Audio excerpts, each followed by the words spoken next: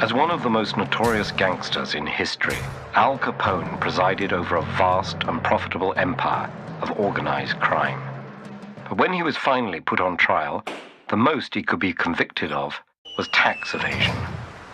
The nearly $100 million a year, that's 1.4 billion in today's currency, that Capone had earned from illegal gambling, bootlegging, brothels, and extortion would have served as evidence of his crimes.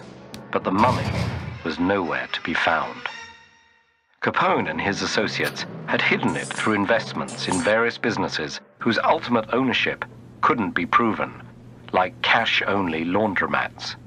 In fact, those laundromats are part of the reason for the name of this activity, money laundering.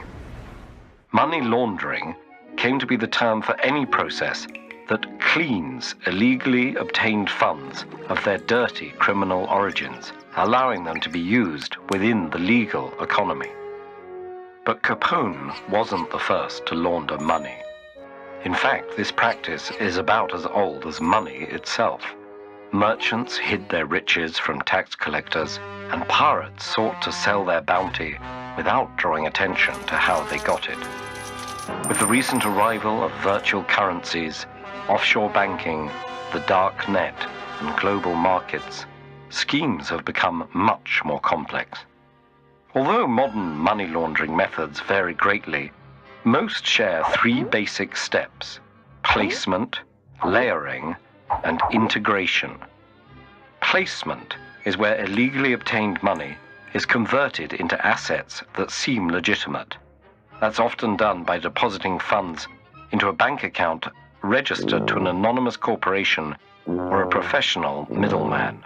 This step is where criminals are often most vulnerable to detection, since they introduce massive wealth into the financial system seemingly out of nowhere. The second step, layering, involves using multiple transactions to further distance the funds from their origin.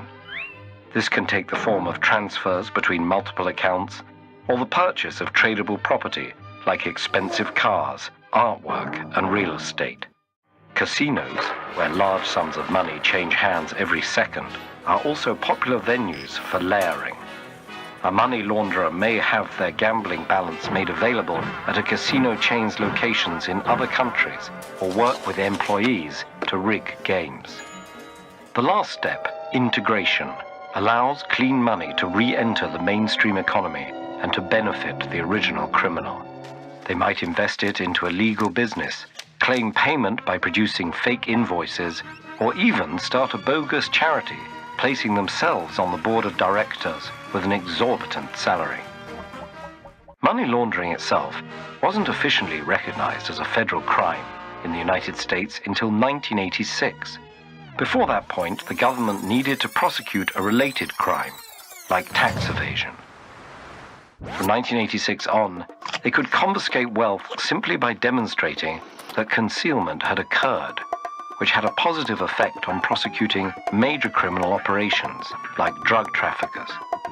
However, the legal shift has raised concerns involving privacy and government surveillance. Today, the United Nations, national governments, and various non-profits fight against money laundering, yet the practice continues to play a major role in global crime. And the most high-profile instances of money laundering have involved not just private individuals, but major financial institutions and government officials. No one knows for sure the total amount of money that's laundered on a yearly basis, but some organizations estimate it to be in the hundreds of billions of dollars.